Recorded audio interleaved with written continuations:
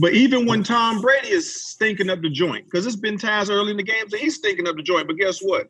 He don't stink all game. He gonna come there you back. go. He figures it out. Yeah. He figures it out. And I would like to say, like when they make that, argument, like, your opinion on Joe Montana, Tom Brady. Right. I look at it like this. Tom Brady, as far as he worked with one Hall of Fame receiver, that and Randy for a couple years. One time. And you see what he's done. Everything else, all these numbers, they're good players, but they're, a bunch of number twos and number threes that he actually made better, players. I mean, the one time he get a guy like Randy Moss, out of here. Bam. It's gone. You know what I mean? See, so I was like, that's my minus right there, because when you have a GOAT in Randy, GOAT in Brady, and y'all 18-0 and y'all don't win a Super Bowl. Okay. You giving him a strike for that, man? Yeah. I don't give him no strike for that. It's like, but they didn't. It's not like they didn't perform well in the Super Bowl. You talking about one game? You performed 18 games. They got all the record. They got the touchdown record and all that. They broke our Vikings record, but it's all good. But yeah, speaking of records, though, you come up short in the Super Bowl. Everybody, again, I'm sure he's your greatest QB of all time or what have you. For me, I like Joe Montana. Then I go Tom Brady. It's almost like this whole LeBron, Kobe, and MJ comparison. Everybody's gonna put MJ on the top because of his 6 championships. You know what I mean? He's never been beat. Tom Brady, that same type of category. Yeah, he has a number of championships, but he's lost some too. So that's where people factor in that. But I do love the fact that what separates Tom, and I understand why people put him as now one of the greatest of all time, is because of the way he wins, the way that he prepares. And you talk about, like I said, some of the no-name receivers that have made names for themselves in that system. As you just alluded to, Ty, he's not going to force the ball. Tom Brady, as the game progresses, he looks at matchups. He makes the most untimely of plays. Especially you can talk about Gronkowski. He's kind of like he's been his lifeline in a sense, but he realizes that Gronkowski is a nightmare matchup for a number of DBs. Matchup proud linebackers and things of that nature. And I like the fact of his ball placements. He's very cerebral. He's a very smart guy. He's not necessarily a game manager. All of that, he does that, but it's so effortless that you don't even notice it. And then now you think about him being with the Tampa Bay Buccaneers. Look at what he's done with that culture. Look at what he's done. Like initially, like I said, look at a couple weekends ago when he played the Green Bay Packers. They look dead in the water. They come out, it's 10-0. And then they go on to reel off 38 unanswered points. That's not, that doesn't happen. You can't say that would have happened with Jameis Winston there at the quarterback position. Even some of the games that they've come back and won. So I think in your mind, not really in your mind, can you just share with us what you obviously experienced watching him winning the Super Bowls that you've won with that team and with Tom? What is it about him that makes him extra special that I guess for our listeners that don't know, that want to know exactly what it's like on an everyday basis, because you got to see it in practice and then you got to see it, orchestrated on game day? Well, I mean, one thing that always stuck out to me with Tom is his eagerness to learn and get better, because he was always like, I used to go down at 6 a.m.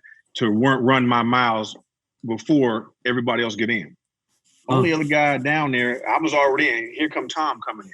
You know what I mean? And Tom was always the last one to leave. So he's one of the first guys in, one of the last guys out. And we used to rip him up. We gave him hell when he first got in there. When we talking, but he will always come back. He's in the weight room. He's a skinny kid. He spent time in the weight room like he was a lineman. You know what I mean? I have never seen a quarterback now. Is his arm as strong as Drew Bledsoe's and all that? Nope. He ain't close. Man, Drew Bledsoe had a cannon. You know what I mean? But it was something about his willingness to compete at all times. And he told me something. He was told me and Lori Malloy, we was going out to our team dinner. We was going out, I think we was going to Capitol Grill, the whole team. So we're making the rookies pay, whatever. And that's when Drew had got hurt. And Tom, me and Lori was walking. He was like, "I ain't giving it back." You know, that As a came rookie out his mouth. No, he wasn't even a rookie yet. I think he was like in his second year. When he was in his second or third year when he got hurt against the Jets. Right. Against the Jets. So anyway, man, when he said, so me and Lori, we looking at him like, oh, that's the spirit. That's how you supposed to. Oh, that's the spirit. But like, now when the man got $100 million, when he come back, you gotta go. You gotta sit back down.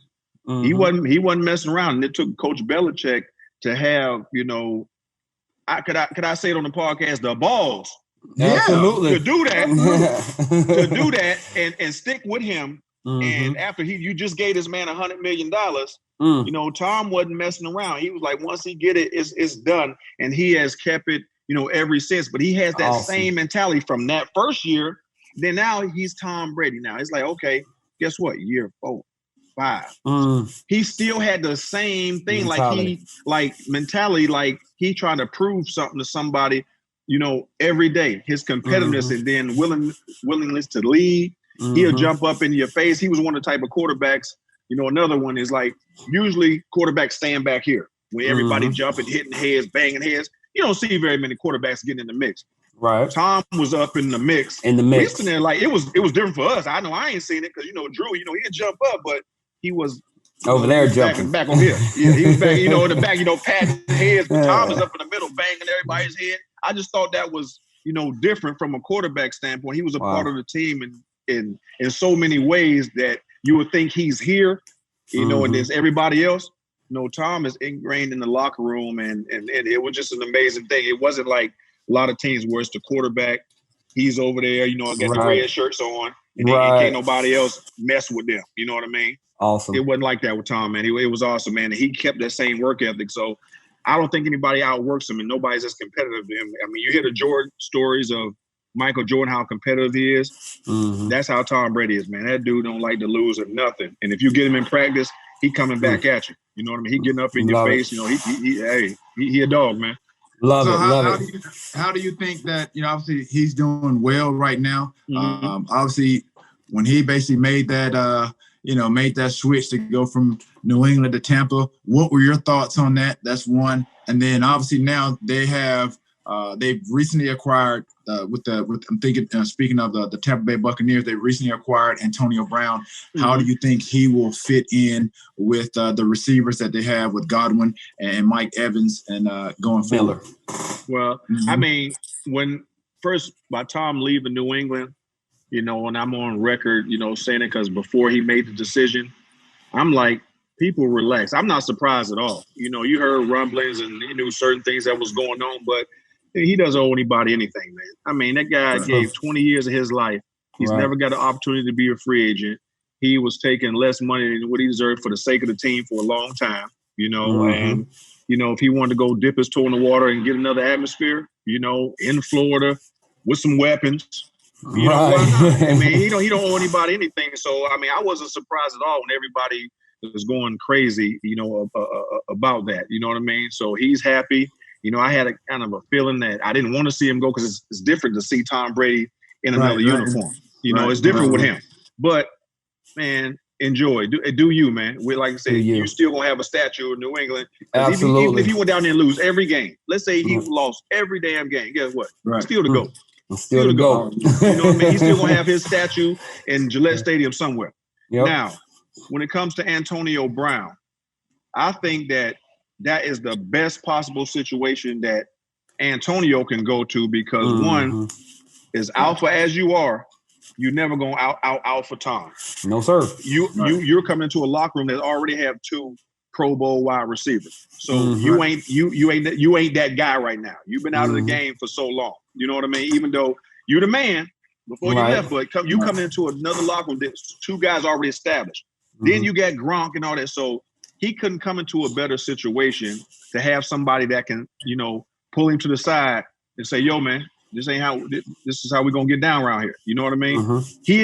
I don't think as great a player as he is, it's only so many guys that he's going to respect as far as on the level that he'll actually listen to them. Yep. Because when you're that good, as Antonio Brown is, sometimes I ain't got to listen to no damn body.